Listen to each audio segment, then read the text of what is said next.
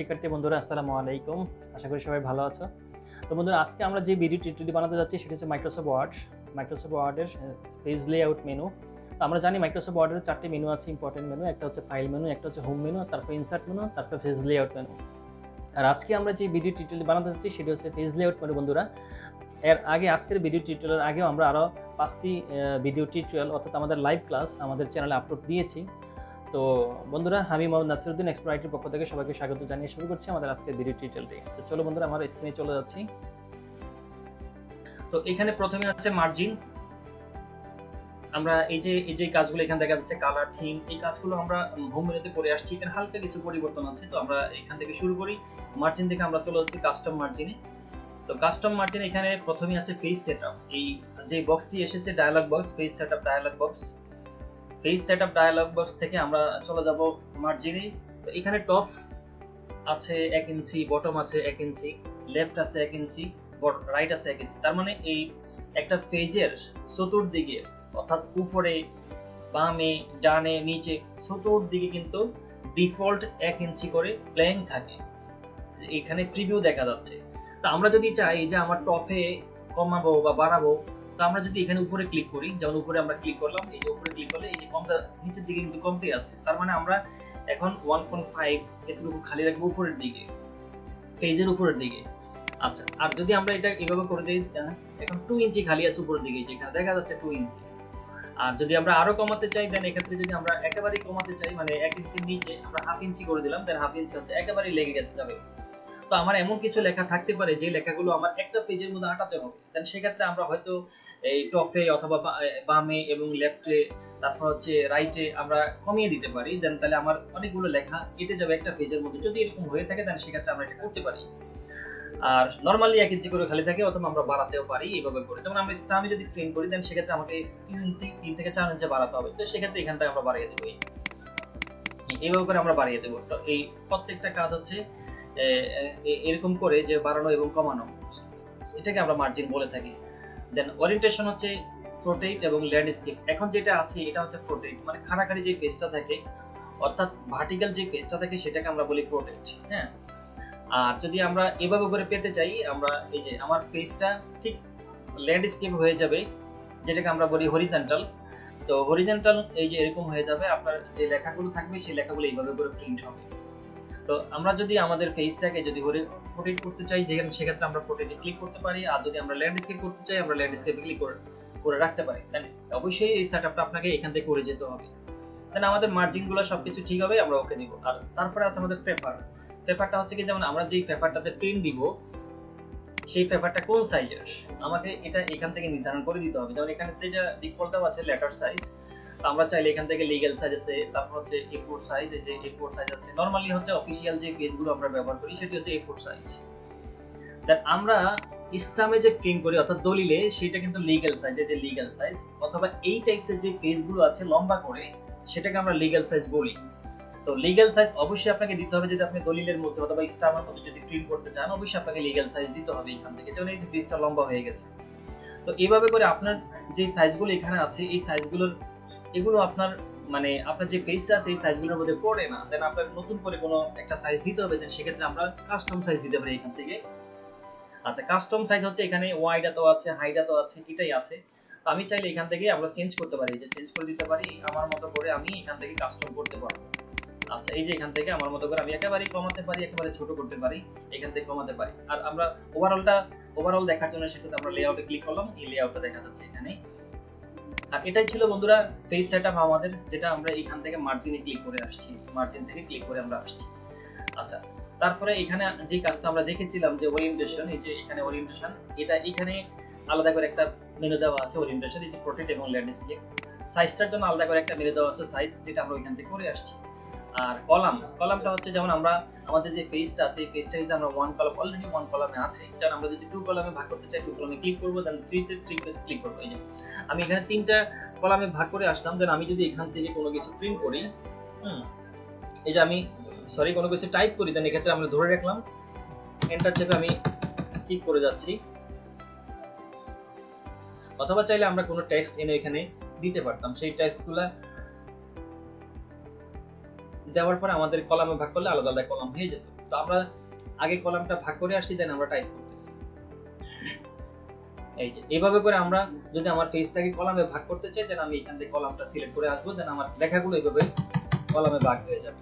আমি মাঝখান দিয়ে ছবিও রাখতে পারবো ইনসার্ট মেনু থেকে।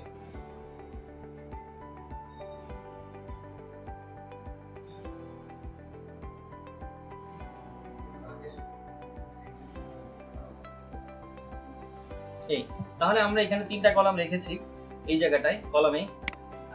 তার থেকে যদি আমাদের আরো বেশি প্রয়োজন হয়, যেমন আমরা মোর কলামে যাচ্ছি, মোর কলাম থেকে আমরা এখানে এই যে নাম্বার অফ কলাম লেখা আছে 3 ছিল আমাদের প্রথমেই, আমরা চাইলে এখান থেকে বাড়াতে পারি, চাইলে এখান থেকে কমাতেও পারি। আমি 4 করে দিলাম অথবা 5 করে দিলাম, তো আমি ওকে দিলাম। আমার এই সেম কলামগুলো 4টা কলাম হয়ে গেছে, বাট আমি এই জায়গায় আরেকটা কলাম দিতে পারবো। টাইপ করলে আমার এই জায়গায় কলামটা অটোমেটিক্যালি চলে আসবে। তো বন্ধুরা, আমরা চাইলে কোনো কিছু টাইপ করার আগেও কলামে ভাগ করে নিতে পারি, অথবা আমরা কোনো ডকুমেন্টসটা টাইপ করার পরেও আমরা কলামে সেটাকে ভাগ করে নিতে পারি। এটা ছিল আমাদের কলামের কাজ। আচ্ছা, তারপর এখানে হচ্ছে ব্রেক, যেটা আমরা ইনসার্টে থেকে করে আসছি। এক ব্রেক ক্লিক করলে এই যে এক পেজ থেকে আরেক পেজে চলে যাওয়া, এক কলাম থেকে আরেক কলামে চলে যাওয়া, এটা আমরা কলাম ইনসার্ট মেনু থেকে করে আসছি ব্রেক। আর লাইন নাম্বারটা হচ্ছে যেখানে আমরা সাপোজ আমরা যেটা হোমে করে আসছি লাইন নাম্বার, তো এখানে যে লাইন নাম্বারটা আছে, অথবা আমরা যদি এটাকে আবার আগের মতো করে ফেলতে চাই, দেন ওয়ানে ক্লিক করলাম, আমার আগের মতো হয়ে গেল। যদি আমি এগুলোতে লাইনে এই যে এখানে সিলেক্ট করলাম, সিলেক্ট করার পর আমি এখানে লাইন নাম্বারে ক্লিক করলাম, কন্টিনিউয়াস দিলাম, এই যে আমার প্রত্যেকটা লাইন অর্থাৎ একেবারে শুরু থেকে শেষ পর্যন্ত অটোমেটিক্যালি লাইন হয়ে গেছে। তো এই কাজগুলো আমরা মূলত এই জায়গা থেকে করি না, এই কাজগুলো আমরা হোম থেকে করি। আচ্ছা, তো এইখানে আচ্ছা তো এই জায়গা আছে আমি পেজ সেটআপটার মূলত মূল কাজ হচ্ছে মার্জিন আর পেজ সেটআপ করা, এটা ছিল আমাদের পেজ সেটআপের মেইন কাজ। তো এখানে আছে পেজ ব্যাকগ্রাউন্ড, এখানে প্রথমে আছে ওয়াটারমার্ক। আমরা চাইলে ওয়াটারমার্কটা আমরা জলছাপ আকারে ওয়াটারমার্ক দিতে পারি, জলছাপ আকারে। তো সেটা কি আকারে, যেমন সাপোজ আমি এখানে ওয়াটারমার্কে ক্লিক করলাম, এখানে কিছু ডিফল্ট আছে, আমরা এখান থেকে এগুলো চাচ্ছি না, আমি কাস্টম ওয়াটারমার্কে চলে যাচ্ছি। যেমন আমরা কোনো ডকুমেন্টস তৈরি করলে, কোনো শীট তৈরি করলে, সেক্ষেত্রে আমরা যদি চাই যে আমার কোম্পানির নামটা, আমার প্রতিষ্ঠানের নামটা লেখার নিচে থাকবে, দেন সেক্ষেত্রে আমরা এটা ওয়াটারমার্ক করতে পারি। তো এখানে নো ওয়াটারমার্ক দেওয়া আছে, আমি চাইলে পিকচারকে ওয়াটারমার্ক করতে পারি, আমি চাইলে টেক্সটকে ওয়াটারমার্ক করতে পারি। আচ্ছা, এখানে টেক্সট ওয়াটারমার্ক যে এই যে টেক্সট এই জায়গাটায় ASAP লেখা আছে, সাপোজ এই জায়গায় আমি একটা টেক্সট লিখে দিচ্ছি EXPLORE এক্সপ্লোর IT আমি লিখে দিলাম। দেন চাইলে আমি এখান থেকে ফন্ট চেঞ্জ করতে পারি, যে ফন্ট আছে সেই ফন্ট আমি চেঞ্জ করতে পারি। চাইলে সাইজটা আমি অটো করে আছে, আমি চাইলে সাইজটাকে বাড়াতেও পারি, কমাতেও পারি।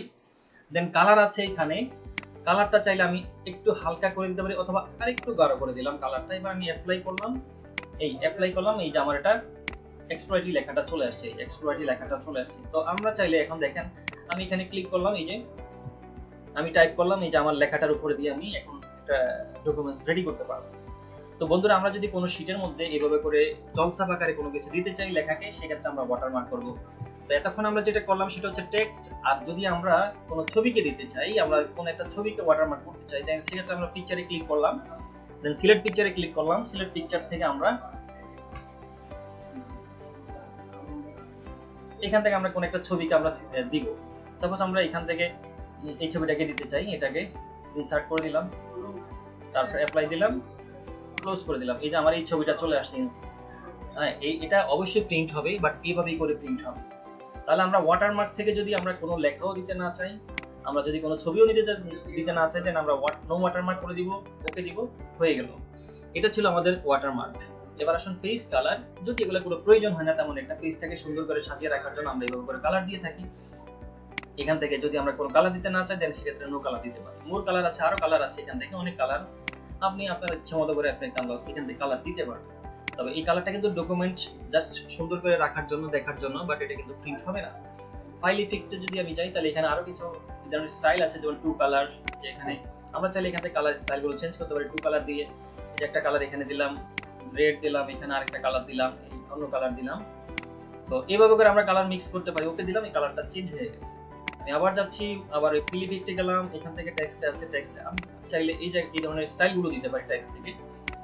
আবার চাইলে ফিল ইফেক্ট থেকে এখানে প্যাটার্ন আছে, প্যাটার্নও দিতে পারি। আবার পিকচারও এখান থেকে দিতে পারি, সিলেক্ট পিকচার থেকে। তো এইভাবে করে আমরা সরাসরি পিকচারের উপর আমরা টাইপ করতে পারি। এই যে পিকচারের উপর আমরা টাইপ করতে পারবো। আমরা যদি এখান থেকে কোনো কিছু না রাখতে চাই, তাহলে আমরা নো কালার দিব, একবার আগের মতো চলে আসবে। ওকে, এখন আমরা দেখাচ্ছি ফেস বর্ডার। এখানে আছে বর্ডার, তারপর ফেস বর্ডার, তারপর শেডিং। যদি আমরা লেখার চতুর্দিকে বর্ডার দিতে চাই সেক্ষেত্রে বর্ডার, আমি এখানে যে লেখাগুলো লিখে আসলাম, এই যে এখানে যে লেখাগুলো লিখে আসলাম এগুলো সিলেক্ট করলাম, আমি এইটুকু লেখা সিলেক্ট করলাম।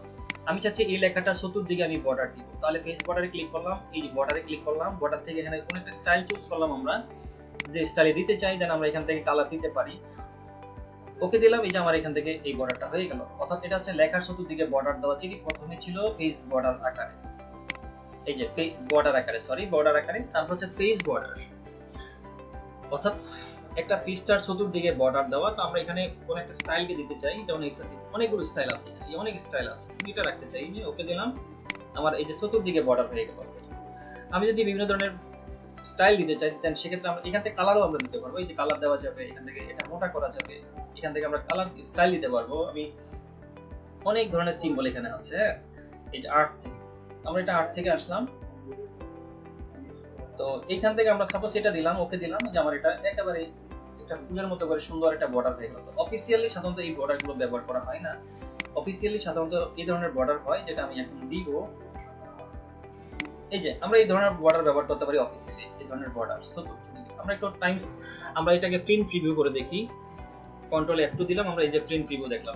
প্রিন্ট প্রিভিউতে দেখা যাচ্ছে যে, অর্থাৎ প্রিন্ট প্রিভিউ করে দেখার অর্থ হচ্ছে এই যে আমার ফেসটা প্রিন্ট করলে কিরকম দেখা যাবে সেটা আমরা এখান থেকে একটা নমুনা কপি দেখতে পেলাম। ওকে, আমি আবার চলে যাচ্ছি পেজ লেআউটে। তো বন্ধুরা, আজকে আমরা এখানে দুইটা মূল যে মেনু, একটা হচ্ছে পেজ সেটআপ আর একটা হচ্ছে পেজ ব্যাকগ্রাউন্ড দেখলাম আমরা। আর এখানে সামান্য কিছু কাজ আছে, যে কাজগুলো এত আমাদের ইম্পর্টেন্ট না, আমি তারপর দেখাচ্ছি। আচ্ছা,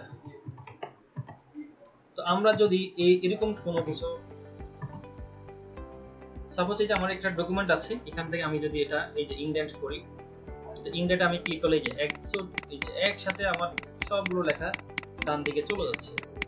আবার যদি আমি নেই, আবার এখান থেকে রাইটের দিকে, আবার এখানে এই কাজগুলো আমরা এখান থেকে করতে পারি। স্পেসটা আমরা এখান থেকে চাইলে বাড়াতে পারি, এই স্পেসটা উপর থেকে নিচে, আবার নিচে থেকে উপরে, এইভাবে করে আমরা স্পেস বাড়াতে পারি, কমাতে পারি এখান থেকে। তো এই কাজগুলো আমরা প্যারাগ্রাফের কাজগুলো দেখলাম, এগুলো একেবারে একটা সিম্পল কাজ। তো আমরা এখানে তিনটা মেনু দেখলাম, একটা পেজ সেটআপ, একটা পেজ ব্যাকগ্রাউন্ড, একটা প্যারাগ্রাফ। তো বন্ধুরা, আশা করি আমাদের আজকের ভিডিওটি ভালো লেগেছে। অবশ্যই লাইক করবা, কমেন্ট করবা, শেয়ার করবা, আর যে কোনো কোশ্চেন থাকলে কমেন্ট বক্সে জানাবা, আমরা অবশ্যই উত্তর দিব। তো বন্ধুরা, আমাদের পরবর্তী ভিডিও আপডেট পেতে আমাদের চ্যানেলটি সাবস্ক্রাইব করে পাশে থাকা বেল আইকনটি অন করে দিও। আর দেখা হবে ইনশাআল্লাহ পরবর্তী ভিডিও টিউটোরিয়ালে। সে পর্যন্ত সবাই ভালো থাকবে, সুস্থ থাকবা। আল্লাহ হাফেজ।